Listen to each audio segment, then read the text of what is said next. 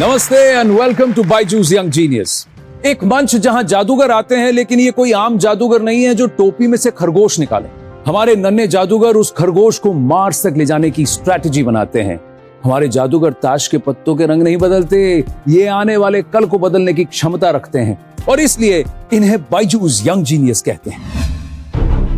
Byju's young genius news 18 की एक पहल इंडिया को इंडिया के यंग जीनियसेस से मिलवाने की, ताकि उनकी असाधारण काबिलियत से पूरा देश इंस्पायर हो सके। भारत के कोने कोने से हमने ढूंढ निकाले हैं कई बेमिसाल यंग जीनियस और उनमें से सबसे खास को चुना हमारी अमेजिंग जूरी ने। Actor, dancer and politician Hema Malini, national badminton coach Pullela Gopichand, musician Shankar Mahadevan, author Amish Tripathi, Amul CEO doctor Sodhi and director of DRDO Anil Mishra. अलग अलग फील्ड्स में अपनी प्रतिभा के झंडे गाड़ चुके ये यंग जीनियसेस अब आ रहे हैं अपनी कहानियां आपके संग बांटने।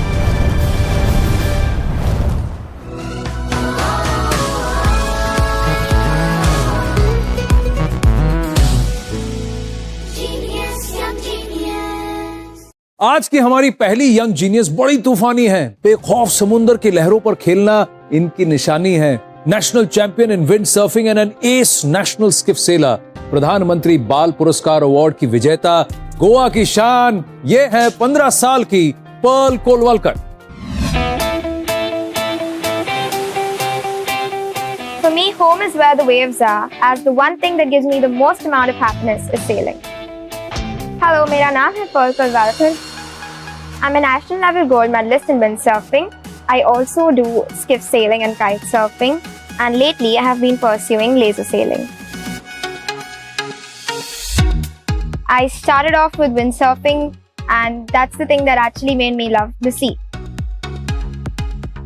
पर्ल ने इतने कम टाइम में जो अचीव किया वो बहुत मुश्किल है किसी भी बच्चे के लिए, और अभी वो नॉर्मल कैटेगरी में सेलर्स के साथ पार्टिसिपेट करती है, जो ओलंपियन है उनके साथ पार्टिसिपेट करती है। When Pearl received the Pradhan Mantri Rashtriya Bal Shakti Puraskar at the hands of the Honorable President of India, it was an absolutely amazing moment. We couldn't believe that it's our little Pearl who's walking up to the stage at the Rashtrapati Bhavan. We had tears in our eyes watching this moment. Representing India abroad for different events and championships, or even in the Olympics, is not an easy task, as it requires a lot of effort, hard work, focus. But I am determined to represent India, and I really want to win a gold for my country.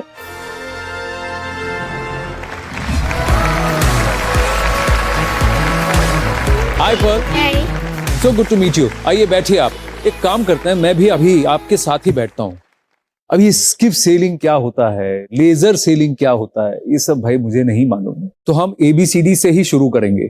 ठीक है. तो आपको जो तस्वीरें आएंगी आप सबको समझाइए और बताइए। This is basically boat sailing, windsurfing. इसका एक बोर्ड रहता है और हम खड़े होके सेल को कंट्रोल करते हैं, और जैसे हम सेल को पोजीशन करते हैं विंड के हिसाब से, उसी हिसाब से हमारी बोट की स्पीड चलती है। जो बोर्ड मैं चला रही हूँ वो 13 किलोस का है। और वो जो सेल है कितना बड़ा होता है? मेरा सेल 7.8 स्क्वायर मीटर्स का है। इतना बड़ा? हाँ. तो अब ये स्किफ सेलिंग क्या है? स्किफ सेलिंग ये एक बहुत फास्ट बोट होती है। इसमें 3 सेल्स होते हैं, एक होता है मेन सेल, जिप सेल और एक जेनेका। हाँ. और वो जेनेका जो होता है वो मेन सेल से भी और जिप सेल से भी बहुत बड़ा होता है। एक स्किफ सेल जो ये जो बोट है इसको हाँ. कितने लोग चलाते हैं? It's a double handler. तो आप कौन सा वाला sail? I am the skipper, the one who controls the boat, man. ये तो स्किफ सेलिंग हुआ। हाँ. अब ये क्या है बताइए? ये एक डिंगी है, एक राउंड बोट है, राउंड बॉटम है उसका। ये इजी लगता है लेकिन इतना नहीं है, ये बहुत कैप्साइज होती है। अच्छा, अब मुझे ये बताइए कि ये सेलिंग की बात कहाँ से आई?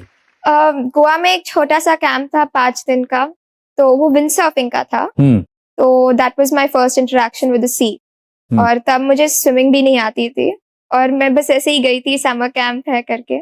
मैं पानी में जाने के लिए बहुत डर रही थी, तो मुझे धक्का मार के मुझे पानी में डाल दिया। हाँ. लेकिन जाने के बाद थोड़ा लगा कि इतना भी डरावना नहीं है। फिर मैं बोट के ऊपर चढ़ गई और सेल उठाया, पता नहीं कैसे, लेकिन मुझे बैलेंसिंग आने लगी बोट के ऊपर पहले दिन ही।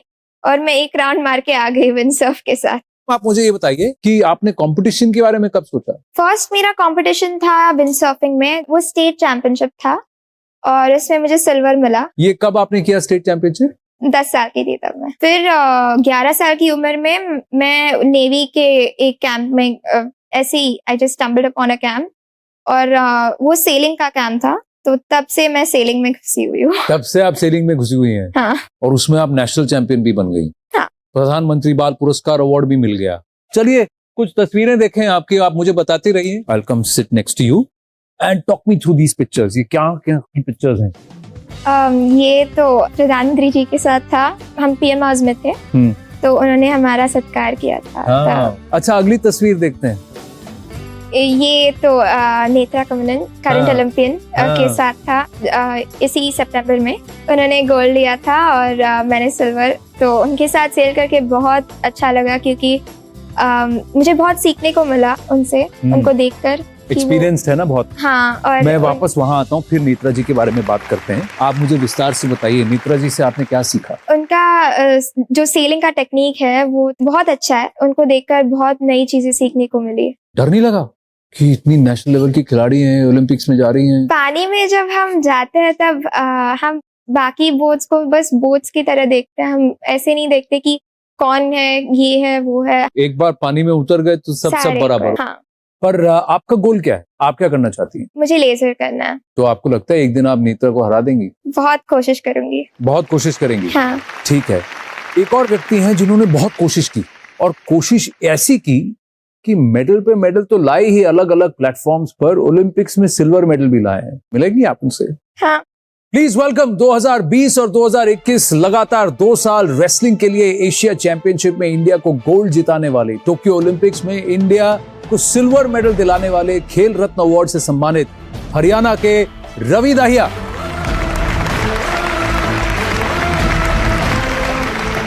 Thank you. आइए बैठिए। तो रवि, ये पर्ल है, पर्ल कुलवलकर। और पर्ल, आप तो इनको जानती हैं, Ravi Dahiya Olympic silver medallist. Excited to meet you? Very. आप तो अखाड़ा में कुश्ती लड़ते हैं, ये समुद्र में कुश्ती लड़ती है लहरों से। इनका ख्वाब है कि पेरिस में भारत के लिए वो सेलिंग करें। कैसा लग रहा है आपको ऐसी इतनी छोटी सी एक यंग जीनियस से मिलकर? बहुत अच्छा लगता है। ऐसे 15 साल की उम्र में एक ऐसा गोल बना लिया कि देश के लिए ओलंपिक्स में मेडल जीतना। तो मैं तो यही कहूंगा कि आप मेडल नहीं, देश के लिए गोल्ड जीतो, क्योंकि आप अभी से गोल्ड का टारगेट बनाओगे जब भी आप गोल्ड जीत सकते हो। Yes sir. हम भी उम्मीद करेंगे कि अगली बार मैं भी देश के लिए गोल्ड जीतूं और आप मेरे साथ हो, और दोनों उसमें पेरिस भी लेने मिले और देश का नाम रोशन करेंगे दोनों। Yes sir. लेकिन आप इनको बताइए कि इसमें इनको क्या करना पड़ेगा ताकि वो जाकर उस पोडियम पे पहुंच जाएं, टॉप पर। बिल्कुल जी। सबसे पहले तो यही कहूंगा कि एक डिसिप्लिन है, वो सबसे जरूरी है, और एक रिस्पेक्ट है ना, सबकी बड़ा या छोटा सबकी एक रिस्पेक्ट आपके मन में जरूर होनी चाहिए। और एक आपका गोल है ना, उसके प्रति आप इतने सच्चे होने चाहिए कि आप अचीव भी ना करो ना तो आप कल ये नहीं हो कि मैंने अपनी तरफ से कोशिश नहीं करी, मैं ये कर सकता था और मैंने ये नहीं किया इसलिए शायद रह गया। तो शायद के लिए कुछ भी नहीं छोड़ना है। अगर आप सच्चे हो और सच्चे दिल से करोगे तो परमात्मा आपका बहुत ही ज्यादा साथ देगा। Yes sir. आप कुछ पूछना चाहेंगे रवि से? ओलंपिक्स की तैयारी जब आप कर रहे थे तब आपने बहुत मेहनत लगाई होगी, बहुत डिसिप्लिन हुआ हो। पता क्या होता है, मेरा मानना ये कि एक ना आप अगर सच्चे दिल से ठीक ठाक करते हो तो ऐसी कोई बात नहीं कि आपको ज्यादा जरूरी कुछ है। और जो भी चीज आपको डिस्टर्ब करती है, चाहे आप कुछ भी, चाहे सोशल मीडिया हो या कुछ भी हो, तो आपको उनसे दूर होना पड़ेगा। मैं तकरीबन 2-2.5 साल से सोशल मीडिया से बिल्कुल दूर था। बस यही था कि एक टारगेट था कि देश के लिए कुछ ऐसा करें। तो उसके बाद देखो सारी चीजें अपने आप ही आ जानी थी। हाँ। तो एक टारगेट बना के चले गए। तो अब बात ओलंपिक्स की हो रही है तो मैं एक छोटा सा गेम खेलना चाहता हूँ आपके साथ। बहुत सिंपल सा गेम है। मैं एक काम करता हूँ, आपके पास ये 2 प्लाकार्ड जो है, एक आपको है और एक आपको है। सिर्फ सही गलत का गेम है। सही है तो आप ग्रीन बोर्ड लगाएंगी, गलत है तो घुमा देंगी। ठीक है? तो पहला सवाल है, ओलंपिक्स का जो लोगो है उसमें कितने रिंग्स हैं? 5। इसके रंग है रेड, ब्लू, ब्लैक, ऑरेंज और ग्रीन। सही या गलत?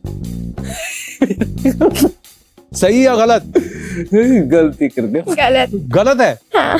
अच्छा, ये गलत क्यों है बताइए? क्योंकि येलो है। हाँ, येलो है। येलो है। ऑरेंज नहीं। Well done Pearl. अगला सवाल, Neeraj Chopra is the second track athlete to win a gold medal for India at the Olympics. ये सही है या गलत? गलत है। गलत है। हाँ। The correct answer is Neeraj Chopra is the first track athlete. पर दूसरे एथलीट हैं जिन्होंने भारत के लिए स्वर्ण जीता है। पहले थे अभिनव बिंद्रा। अगला सवाल, इंडियन विमेन्स हॉकी टीम की टोक्यो ओलंपिक्स में कैप्टन रानी रामपाल थी। सही या गलत? सही, बिल्कुल, बहुत बढ़िया। पर्ल, रवि, बहुत मजा आया आपसे बात कर। बहुत बहुत धन्यवाद। Thank you. A pleasure to you. Meet you Pearl. अगले चैट जो है आपके साथ पेरिस 2024 के बाद, ठीक है? पोडियम फिनिश गोल्ड, वो तो उधर से तो गोल्ड आएगा ही, भरोसा है हमको।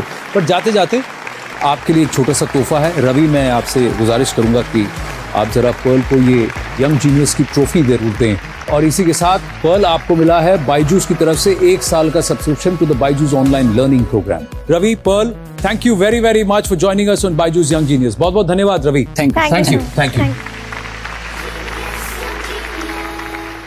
हमारे नेक्स्ट जीनियस एक डेटा साइंटिस्ट हैं, सिद्धार्थ पिल्ली। Tanya Sachdev का analytics है. If we see by Saraf 2022, she might break her previous 2008 record as well. Oh my god, I am mind blown by what I just saw. I mean, do you have any free time to become my coach anytime soon? Welcome back to Byju's young genius. हमारे next genius एक data scientist हैं। Data scientist title से ही बड़ा और मुश्किल काम सुनाई देता है, और इस बड़ी और मुश्किल जिम्मेदारी को सिर्फ 14 साल की उम्र में संभालते हैं हमारे अगले यंग जीनियस। आर्टिफिशियल इंटेलिजेंस के जरिए एग्रीकल्चरल प्रॉब्लम्स को सॉल्व करते हैं। ये हैं हैदराबाद के सिद्धार्थ पिल्ली।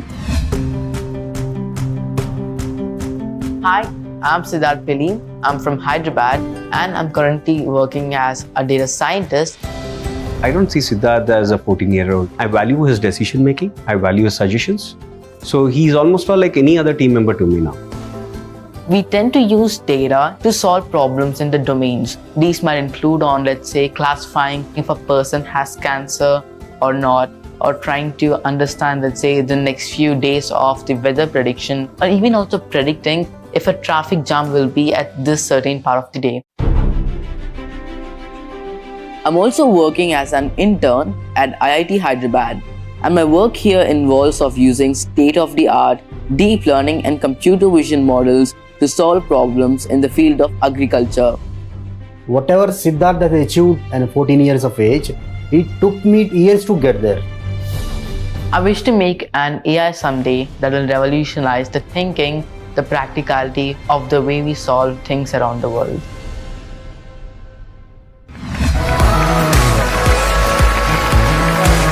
Hey Siddharth, Oh, hello. come sit. Welcome to Byju's young genius. तो आप एक बात बताइए, ये डेटा की दुनिया में आप घुसे कैसे?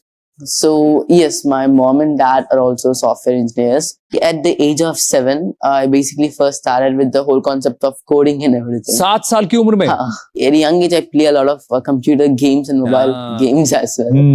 And my dad used to tell me that these computer games and mobile games which I use, they basically have like a back end, an entire script or something that helps them understand that if I do, let's say, a certain task in the game, this is basically what's happening. Did your dad and mom tell you you have to do this, or did you tell them I want to do this? Normally, internet they have like a lot of resources there, so थोड़े websites में जाकर सीखना शुरू किया था. And my dad then and there used to come and help. Like, are you understanding this? This seemed familiar to you and everything. So it went on like that, and in like few months, I understood how exactly programming is and started creating few of my own projects. When did you become a professional? When I was 12, my mom's friend connected to the first CEO, and that's basically where we had a conversation, and I got hired as a data scientist. Your mom's friend got in touch with her कि भाई मुझे एक data scientist की तलाश है, खोज है, and your mom said मेरे बेटे को try कर लो. That's what she said. Yeah. And then did they do an interview? Did they test you? Yeah. So in interview, he basically asked me few questions on what exactly I'm into. कितनी देर का interview था ये? वो एक hour 30 minutes हुआ था. 12 साल के थे, प्रोफेशनल बन गए. क्योंकि 12 साल के हैं तो इसीलिए इनको सैलरी नहीं दी जाती, बट इनको ऑनरेरियम दिया जाता है. तो पापा ने पूछा नहीं पढ़ेगा कौन, स्कूल कौन जाएगा? Actually पापा ने पूछा था. हाँ. क्या पूछा? Studies, you have to continue. There's no way you're gonna escape out of this. He said that as like, of course I'm gonna do studies as well. तो इसलिए हमने क्या किया थी, just end of the day 3 hours में work करता हूँ और एंटायर डे स्कूल पर जाता हूँ। तो 3 घंटा बट 6 days a week और 5 days a week? 5 days a week। 5 days यानी सैटरडे संडे छुट्टी है भैया। हाँ। और क्या करते हैं? और मैं IIT में भी इंटर्नशिप कर रहा हूँ। अरे बाप रे बाप, 14 साल की उम्र में भाई साहब स्कूल भी जा रहे हैं, काम भी कर रहे हैं, सीख भी रहे हैं और IIT में रिसर्च कर रहे हैं। हाँ, क्या रिसर्च कर रहे हैं आप? सो IIT हैदराबाद के साथ मैंने एग्रीकल्चर में प्रोजेक्ट्स किया था। इसका नाम है ऑटोमेटिक लीफ काउंटिंग। बेसिकली हमको 2000 प्लस और लाइक 5000 डेटा मिलती है डिफरेंट टाइप्स ऑफ प्लांट्स की। इस डेटा से हम how many leaves are in a plant को प्रेडिक्ट करना है, ये चैलेंज बेसिकली है। This work can be used by the plant scientist where they can understand this growth status of a plant and also how well the plant is doing, and it can be again then translated to farmers. But do you play anything to sharpen your mind? Iterations, moves, logic? So I would say I play some chess as well. You play chess? Yes. तो मेरे कुछ favorite players हैं chess में। एक तो विश्वनाथन आनंद, वो तो benchmark हैं। और एक और खिलाड़ी हैं जिनको मैं एक यंग जीनियस मानता हूँ। Because in the age of 19 itself, she was an international master. Her name is Tanya Sachdev. So the team would have asked you to do some analysis about her game. Yes. Right. So I want you to take our viewers through what you have done. तो मैं आपके बगल में आके बैठ जाऊं? आप मुझे बताएंगे? ठीक है। अब मुझे बताइए, take me through. Tanya Sachdev का एनालिटिक्स है। So this is the total number of matches that she has played till date. Yes. Basically, Tanya Sachdev's total number of matches is 1,356. The winning percentage is a huge highlight. That amount of winning percentages is high and very reliable when it comes to winning any type of match. You think she's good? Definitely. Okay. What more have you seen? We also have another type of data available of the matches she played throughout the years. So if you see here, we can see her first match was in 1995. And then as we see, she basically exponentially grew higher and higher and above. Yeah. So the peak is somewhere around 2008. Yes. Where she's played a lot of matches. Yes. So in 2008, she played almost 140 plus matches as well. And this is when she has a huge career peak with getting many sponsorships and also getting to play many more matches as well. और कोई data point है जो आपने analyse किया है इनका? हाँ, मैंने also a number of matches she has also won भी analyze कर दिया था. If we see in the 2008, because she played many games in that part of time, she played almost 140 plus matches as well. Out of 140, she has won at least nearly 50 matches. Yes. इसमें और लेकिन अगर आप 2019 में भी देखें तो 80 matches उन्होंने खेले जिसमें से उन्होंने 40 में जीत हासिल की. And also the thing is, Tanya Sachdev is making the next few comebacks as well by playing in more matches. So that's why if we see, I think by start of 2022, she might break her previous 2008 record as well. You also looked at how she plays with black and how she plays with white? Yes, actually, this type of data is also available to us. And if we see here, she has a very good performance when she played with white. So I'm guessing when you play the first match, I guess you can already draw a good outline of how exactly you want to strategize. She plays with white and she's attacking, she's winning more. And when she's playing defense, it drops down to 33%. Yes. So now that you've shared this with me, are you okay if I share this with Tanya? Oh, yes, I would say. You'll be happy to share with us with her? Yes, definitely. So let's do that right now. Oh, Tanya Sachdev. Oh, yes, hello.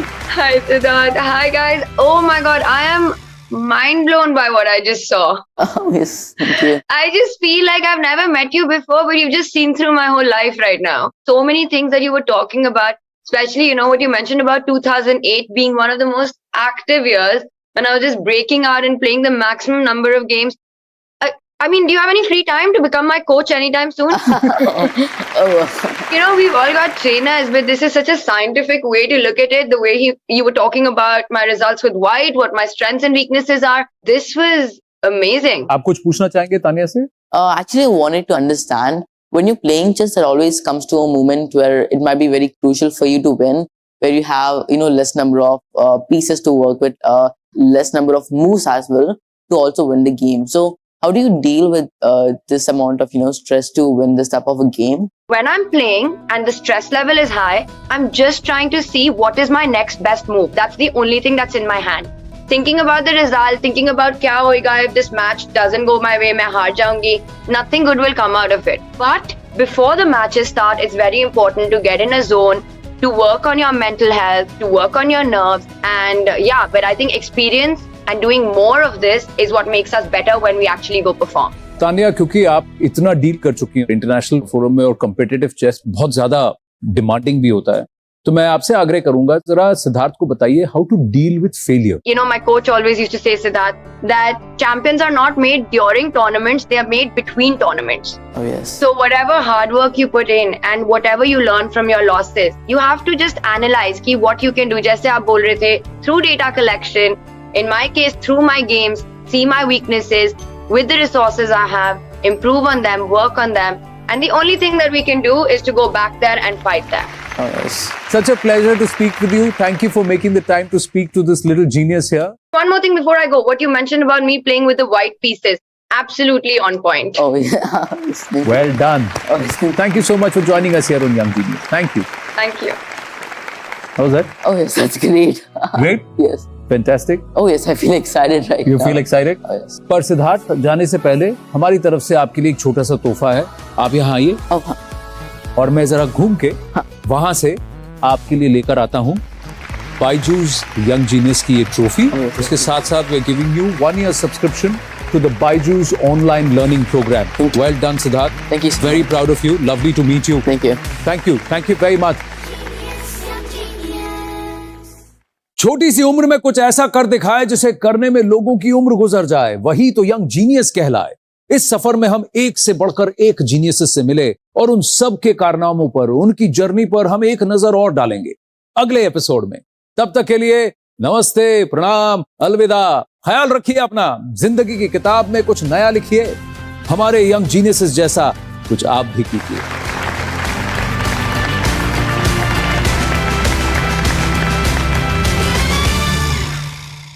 Genius सिर्फ श्रेष्ठ नहीं, सर्वश्रेष्ठ होते हैं. और आज हम आपके साथ बांटेंगे इन जीनियसेस के संग गुजारे कुछ देखे अनदेखे पल.